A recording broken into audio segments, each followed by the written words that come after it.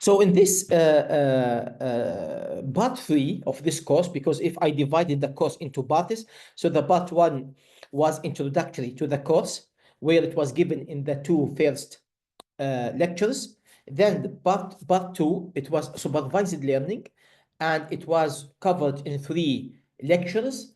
And now part 3, it will be related to the probability theory and algorithms related to probability and the stochastic process, as well as how to handle the uncertainty. This part actually is the foundation of all machine learning algorithms. However, there are many algorithms approached from different angle. For example, from linear theory, linear algebra, for example, you can find a lot of optimization or machine learning algorithms based on linear algebra, as we have seen in regression, or it can be based on optimization, Lagrange multipliers, and so on. However, remember that all these algorithms could be seen in more general form, in more abstract way, if we look to it from the angle of uncertainty. If we look to these algorithms from the angle of uncertainty, then we can see the problem in wider scope. We can see the problem, that the real problem, what is the real problem? And also, most of those algorithms could be also obtained if we start from the probability and stochastic process, or in general from the uncertainty approach. So the topic of probability and the stochastic process is the foundation of, as I said, of all machine learning algorithms, and also it is a foundation how to deal with reality. Because in reality, we have uncertainty around us. So probability theory gives you the foundation how to deal if you have some kind of uncertainty that you need to deal with it. So the topic is very important. And I know that this topic of probability theory, usually it can be tough topic in some, for example, for instance, if you want to have or to approach the probability theory from the measure theory and starting from the foundations of probability theory, it can be quite complicated for engineers, at least. Not for mathematicians, but for us as engineers, we need to deal with the results, with the algorithms. And this is what I approached in this course, where I tried to simplify this concept or these foundations of probability theory, in order to just to see what is the benefits of looking to the problem of machine learning as from the uncertainty angle. And because this topic, as I said, is foundation of machine learning, so I will cover this topic in 3 different lectures, starting from today's lecture, and also coming 2 lectures will be related to the algorithms based on the probability theory. In the first lecture in this series of 3 lectures, it will be just we talk about the basics of probability. What is the meaning of probability? And it was covered in the recorded lecture. So, but I will, in this online session, I will try to focus on few of some of the important aspects in this topic. So if I share with you,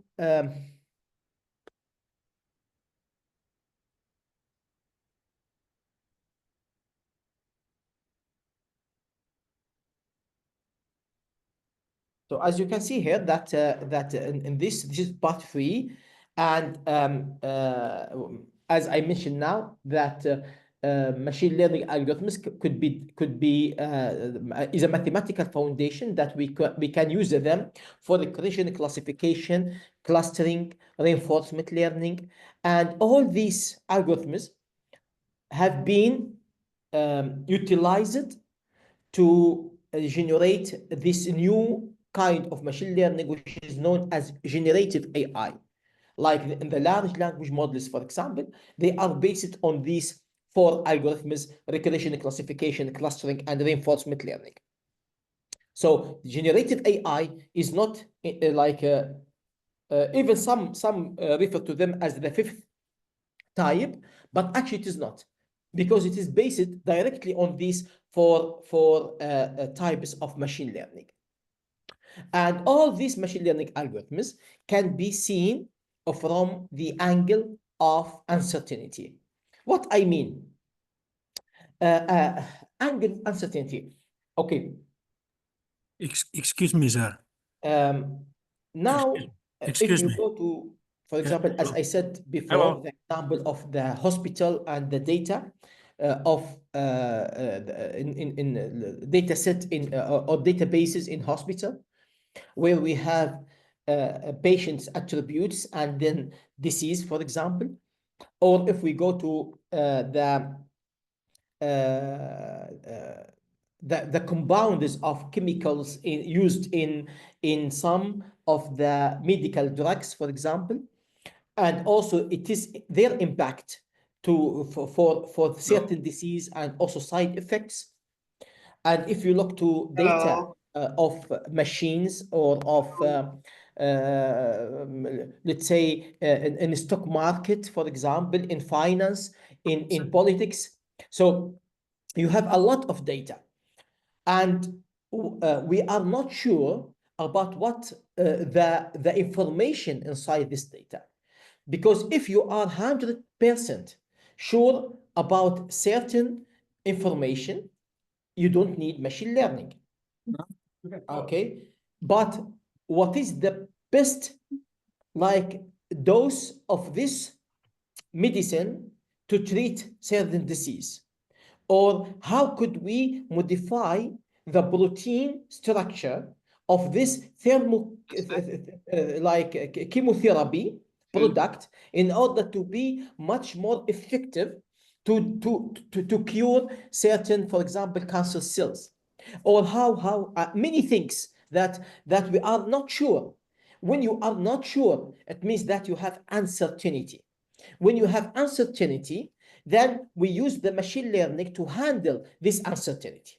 Yes, voice down. Okay, so Actually, this hand of Kat, Professor, so can you you can please ask if hear you us? have question. Hello, Professor. Hello. Sorry, I couldn't hear you. Professor, can you please make the screen big? Could you repeat? Your voice is not clear. The screen is small. We cannot see the screen clearly. Can you please? You cannot see you cannot see this. Okay, sorry. Yes. Yeah, let me check. Yeah. Presentation on the other screen. Yes, you are right. Sorry. Yes, I will.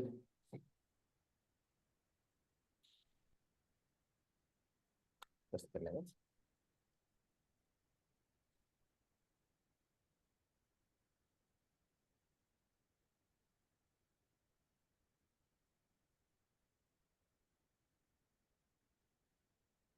Okay, sorry for that. Yeah. So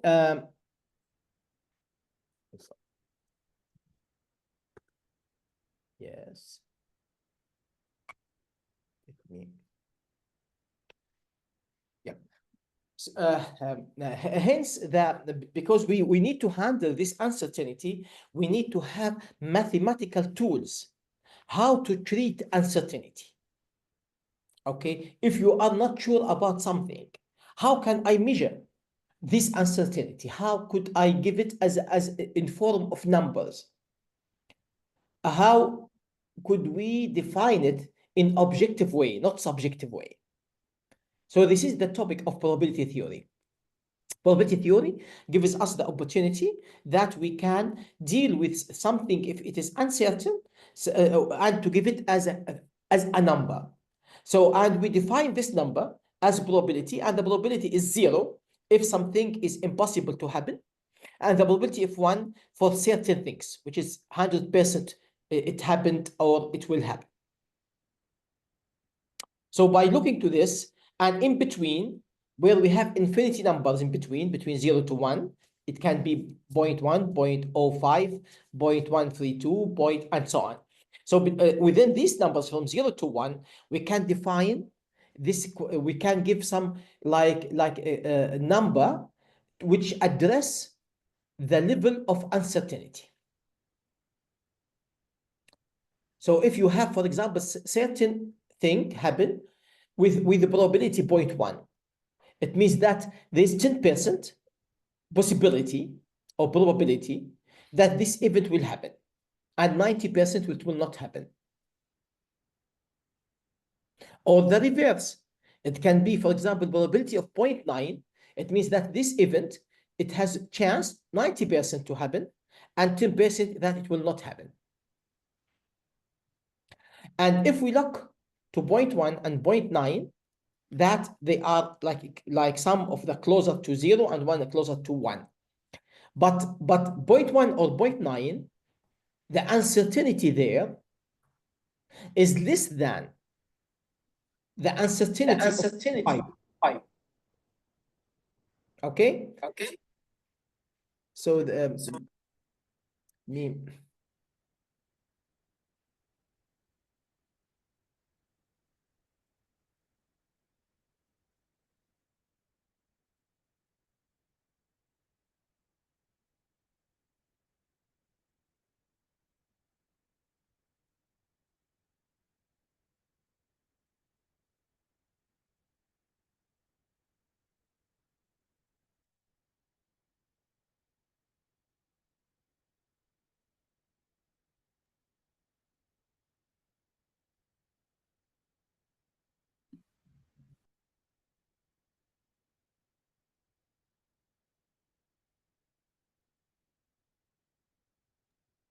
Hello, excuse me, Professor.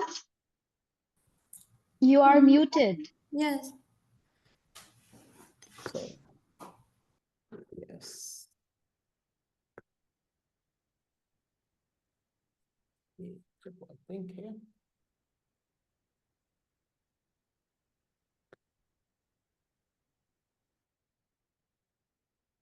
Is it okay now? Yes, it's okay. Okay, good. What I said now, that if you have a certain event where the probability of occur is 0.1, and another event where the probability of occur is 0.5, actually that one which with 0.5, it has much higher uncertainty than that one of 0.1. Why? Because if you have certain event where for example, assume that you want to go to have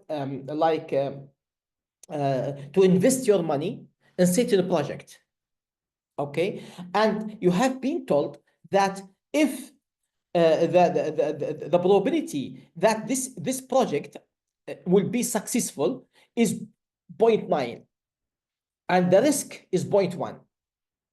So now it is clear for you to take decision if you want to invest the money or not. Or if they told you that the risk of this project is 0.9 and there is a chance 10% that you will get reward from this project, from this investment. So again, it is clear for you to take the decision if you want to invest money or not. But if you have been told that this project, that the risk is 0.5, so this is the highest uncertainty.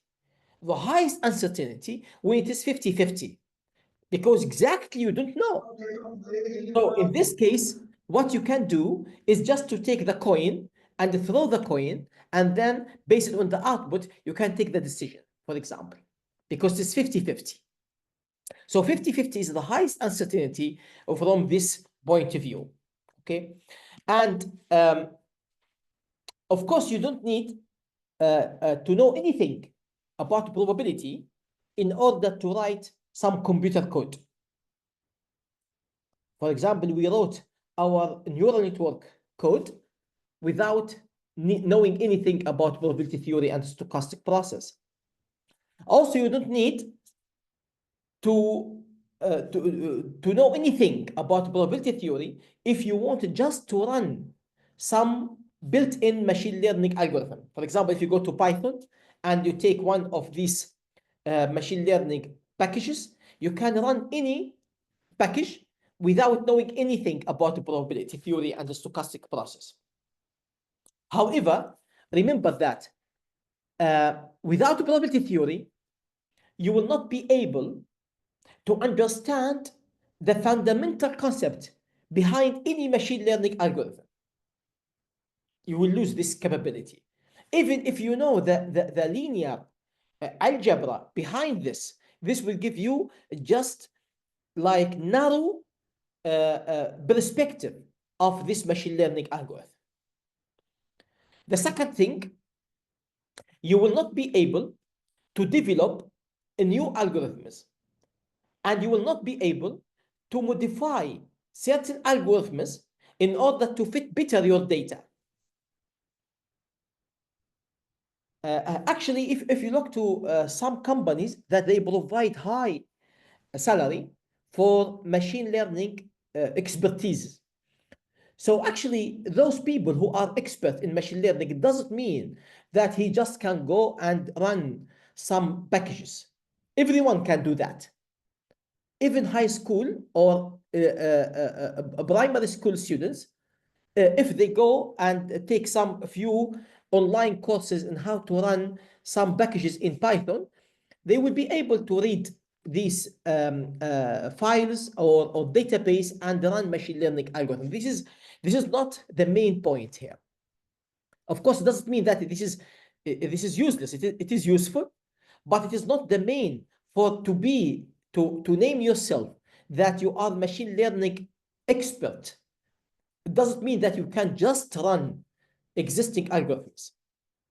But it means beyond that, of course, you know how to run machine learning algorithms. But beyond that, you know what is the capability of each algorithm, what this algorithm can do and what cannot do. And also, you know what fits this data. For example, if you have been called by certain company that they have certain kind of data and they are looking for certain clustering algorithm or certain algorithm to extract certain information from this data. So by looking to the data and the behavior of the data and the nature of the data, then you yourself, you can guess what is the best algorithm that might be working with such kind of data. And then you can try them. And also if it didn't work, then you have some idea that you might be able also to modify certain algorithm to fit the characteristic of your data. So you can see here that knowing the basics of algorithms are very important in future. So the deep meaning of the algorithms cannot be obtained without good foundation in probability theory and stochastic process. Okay, those are already explained in details in the recorded lecture. So you can see that the recorded lecture is about 1 hour, where I covered only very few number of slides, because I spent more time to explain the basics of the probability theory and why we need it. Okay. So here we talk just about the main two kinds of uncertainty, that it can be intrinsic or inherent randomness, which is similar to the case, like, for example, in quantum levels or quantum mechanics, like in thermal noise, for example, where they say that no matter how information that you will get, the process is blind. There is no any kind of algorithms available to express certain behavior, because it is random by nature. Of course, there is a big debate about this, because some, like scientists, they don't accept that in this world we have anything blindly managed. So everything should have like some algorithm, but the problem that we don't know, or we have we don't have enough information to be able to express this. But anyhow, there's a big debate about this. However, that so far, that based on the algorithms that we have, based on the information that we have, yes, it is random by nature. But there might be part of the story that we don't know in order to complete the scene. The second part of randomness is called uncertainty due to incomplete information. And this is actually the majority of uncertainty that we have, or most of the uncertainty that we have in behind us or in front of us, is due to uncertainty. For example, what will happen tomorrow? So it is covered by time, because the future is some kind of a wall that we can estimate, we can predict, we can forecast, but still you have always uncertainty. So this is uncertainty due to time, due to the future. So every future thing is unseen. If it is unseen due to time or due to something else, for example, unseen due to the space. For example, if you are in different location, you don't know exactly what is happening in other locations. So this is unseen due to the location. It can be unseen due to the time in the future, for example, or even in history. If you go to back in history, so when you read some book about history, so you cannot be sure 100% is what's written is complete or it is correct or not. So you have uncertainty always. Okay. And one example of the uncertainty due to the incomplete information, which is a clear example, is tossing a coin. If you toss a coin, okay, so you can get, for example, head or tail. But in case that we don't have any information, so the probability of getting head or tail, it will be 50-50. So it will be 0.5. But this high uncertainty due to lack of information. However, if you was able to model the throwing process, for example, what is the force when you throw the coin, what was the initial condition of this coin, and for example, the weight of the coin, and for example, the reflection parameters of the landed floor, and all this information. If you collect all this information, then using maybe Newton's law, you can compute or have better understanding if you will get head or tail. So if you have 100% information, 100% accurate model, of course, this problem is not random anymore. So the problem of throwing the coin, I can say that it will be head or tail with 100% because I have 100% algorithm, 100% model, 100% data. Of course, in reality, this is impossible. It is impossible. അങ്ങനെയാണല്ലേ ഞാനിപ്പോ translate ചെയ്ത് നോക്കിയപ്പോ കണ്ടത് നമുക്ക് education അതില് വേണം അവര് Yes, please. Okay. So it is impossible to have, as I said, 100% information in order to get this 100% result. So now this uncertainty is due to incomplete information. So if I asked you now, what is behind this book? What is the address? Now it is uncertain for you. Okay. But for me, I know what is there. So uncertainty can be also relative. Okay. So, but now you can guess. Okay. Since I am in university, I'm teaching machine learning. So you might guess that this book, for example, what is behind this file is something related to mathematics or probability or machine learning. So you can guess. Okay.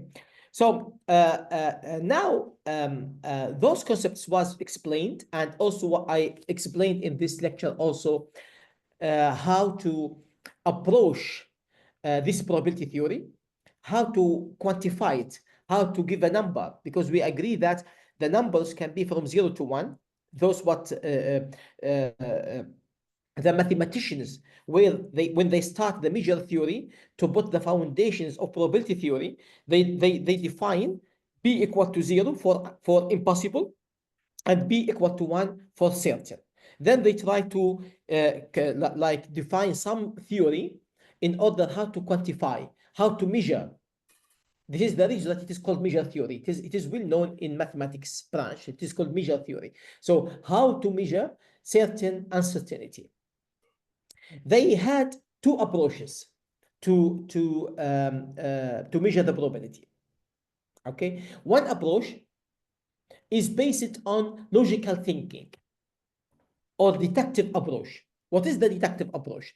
The deductive approach, if you have experiment or the problem that you are looking for, and it has finite outputs, finite number of outputs, for example, and if they are equally likely, if the output is equally likely, okay, then you can define some logical approach to find this probability. For example, if you throw 3 coins together, okay, then the output of this experiment will be the head for 3 coins up to tail. So you will have 8 outcomes: head, tail, head, and so on. In this case, and as I said, because the total probability is 1, okay, and when you throw the 3 coins, at least one of those must occur, one of those. So what is the probability that you will get head, or head, tail, or head, tail, head, and so on? So this probability is equal to 1. Since the summation of this probability equal to 1, and we have 8 outcomes, then the probability of each one should be 1/8, for example. But this will be true if and only if that everyone it has equal probability. So it is called equally likely.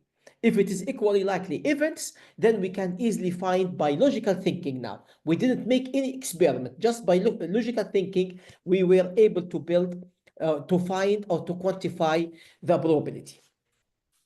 And the other approach is using the experimental result, which means that it is called sometimes long run frequency. What is the meaning of long run frequency? It is, of course, based on inductive approach, that if you have certain experiment, so if you repeat this experiment many times, and out of this experiment you was observing certain event E, okay, so the relative number of NE divided by N gives you the probability of that event E to occur. For example, if you want to, when you throw 3 coins and you want to see what is the probability that the second coin is landed head, okay, and then you can repeat this experiment many times. Here we call it up to infinity, but not necessarily, of course, to be infinity. This is indication that it is many times. And then you compute how many times you get the event where the second coin landed head, for example. Then, for example, if you make this experiment 100 times and you get this 30 times, then the probability will be 30 divided by 100. Okay, so one might ask a question that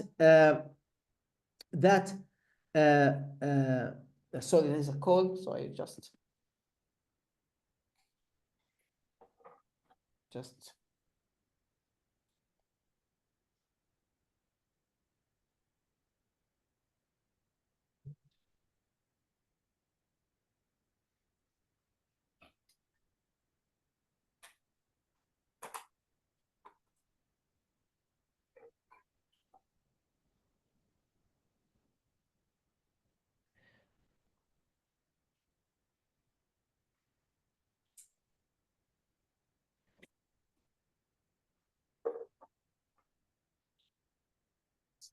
sorry. the question now that which one is more accurate? Is it the logical thinking approach, the deductive or the inductive approach, or by observations? Based on the condition of the logical approach, if the conditions are valid. For example, when you say that it is equally likely, and you have the whole experiment in front of you, of course, the logical approach will be more accurate. Because, for example, if you have one coin and the probability of head, if you don't have any information, should be 0.5. But now, if you make it with the long run, you can get, for example, 0.48, 0.49, 0.52.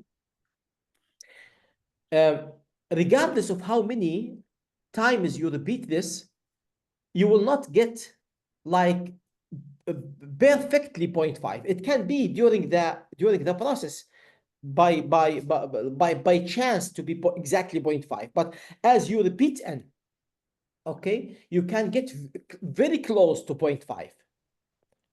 But it will never be 0.5 exactly. However, the ultimate of this experiment is 0.5 exactly. How did we know? From the logical thinking, from the deductive approach of the throwing the coin. So the logical thinking giving you the exact result. This long run frequency gives you approximate result. Okay. However, this will be only valid if the conditions that you define are achieved. Okay. But if there are someone who is playing, he has some experience in throwing the coin, so he can somehow bias this the outcome of this experiment not to be 0.5. So he knows how to throw it in the way to be biased toward head, for example. So he can get the head like 80% of the times. Okay, so how could you discover that? You cannot do it with the logical thinking. With the logical thinking, okay, you don't have any information about the coin, so you will say that is 0.5. But by looking to the outcome, the real outcome of this experiment, you can have better estimate for the outcome of this experiment, because by looking to the history of the data coming out from that person who threw the coin every time, okay, and for example, based on the history, you collected from the database that he threw it 200 times, and the head that he obtained, it was, let's say, 130 or 140. Then you can have better estimate of the probability, which cannot be obtained by using just logical thinking. So the long run frequency is much more like desirable approach for assess the uncertainty, because it is based on data, based on the observation that we see. If we look to what is the probability of certain person to get diabetic, okay? So for certain person to be diabetic, it is not, if you go through the logical thinking, it is very hard, because you need to know, for example, the impact of if one of his family has been diabetic or not, and you need also to know what is the impact of his gene on this, and the environment where he or she lives, and many things, and you need to have accurate model, very accurate model, in order to build this this quantification to find what is the probability or what is the chance that he will get it or not. Okay, so this could be very complicated process. But by observing that, by looking to the data, you have database for this person and those who are living in the same environment within the same age, and also the same race, the same weight, and not exactly identical, but within certain range, then looking to those, then we can say that, okay, this person has a probability of 0.3 or 0.4 that he will get this kind of disease or not. Then we can, of course, give advices that you are now high chance, you have high chance to get this disease or this sickness. So it is better to change your life the style and other things in order to reduce this probability. But always we have some kind of uncertainty in such kind of problems.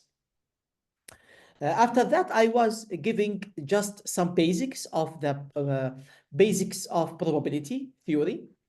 As I said, I didn't want to give the topic to be very like mathematical approach. We just give the basics of the probability. So this probability theory is based on axioms. So the axiom is a proposition that is not susceptible of proof or disproof. It is truth. It is assumed to be self-evident. So you don't need, or there is no proof for the first three axioms. So they say that the probability of A for any event should be greater than or equal to 0.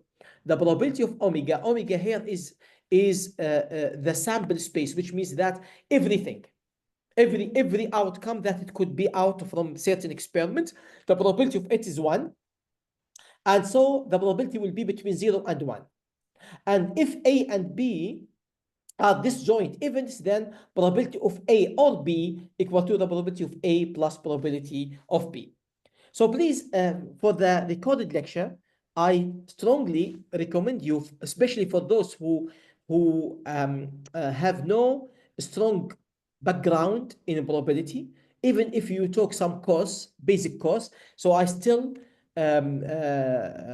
suggest that you look to the recorded lecture and you watch the recorded lecture, because it is not just probability in the conventional way. So probability theory and many example, and those examples can be tricky example, so the students start to hate probability. It is not the approach here in this course. So we try to explain the basics concept of probability theory. Then we can build over this basic foundation much more like general and strong algorithms. Okay. Then we talk a little bit more here. You can find some examples in the recorded lecture. So again, I strongly recommend you to watch the recorded lecture, especially for the first lecture. It is 1 hour talking about basics of probability. This will be very important. And the last thing that is covered in this lecture is one of the most important algorithms in probability theory. Based on this algorithm, there are many other algorithms, and I can say that this algorithm is the foundation of most of game theory algorithms, as we will see later.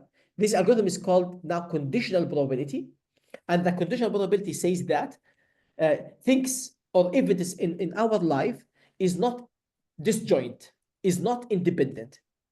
Things are depending on each other. So things are dependent. There is a correlation in our life. Okay, so the probability of any event B, given that event A has already occurred, so this should affect our uncertainty about event B.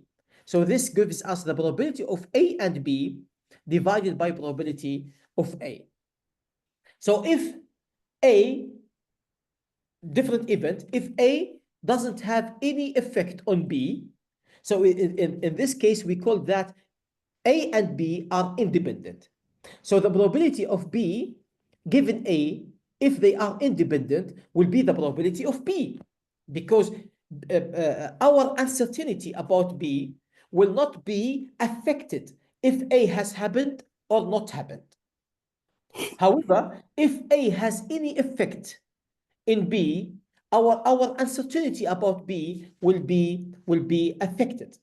So this what this equation gives us. So it gives us that this probability or this dependency could be or can be quantified with this equation. This will be probability of A and B divided by probability of A. In next lecture, we show that we extend this equation into general form, and it is called Bayesian theorem or Bayesian equation. And based on the Bayesian equation, we will see that you will see that the lecture after that, how could we build many discriminant function or machine learning algorithms based on this foundation. So this equation, the Bayesian equation, it is given here. Okay, this Bayesian theorem. Okay, this will be the foundation for estimation theory and also for many machine learning algorithms. And we will learn a lot from these concepts. For example, if A is the event that person is overweight, what is the probability that he will get or she will get certain disease? So this could be represented in this way. Okay, or if the machine has been, A is the event that certain diesel machine, okay, is working in certain environment where the temperature at that environment is greater than 40 degree, and also we have certain like humidity. What is the probability that this machine will have some kind of fault within 5 years? So you can define this event. So B is the event certain machine will be in fault within 5 years, and A is the event is that the temperature is greater than 40 and very high humidity. So how could we find this probability? So you can see now we are looking for information, we are looking for data, observation, and how could we connect all this together to build the scene of machine learning algorithm, which can extract information based on observation by addressing the uncertainty in the data. So this will be our topic that we will explain it in details during the coming 2 lectures. Okay, so that's all for today. As I said, I don't want to repeat the same recorded lecture. We have 1 hour recorded lecture about those basics. So go back to the recorded lecture, watch it, and also I hope that this presentation today, it gives you what we are looking to, and how we can build together some foundations that we can see how to be used later in machine learning algorithms, and how to be extended to even higher algorithms like for example in large language models, and in for example pattern recognition and different kind of applications. Thank you very much. So now I open the floor for you. If you have questions, you can ask. Okay, there's a chat. There's questions in the chat, so let me check. Yes.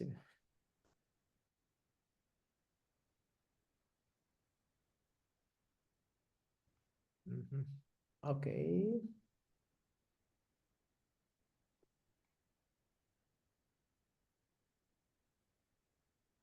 Okay, so there's no questions in the chat so far. Yeah. If you have questions, you can write them down.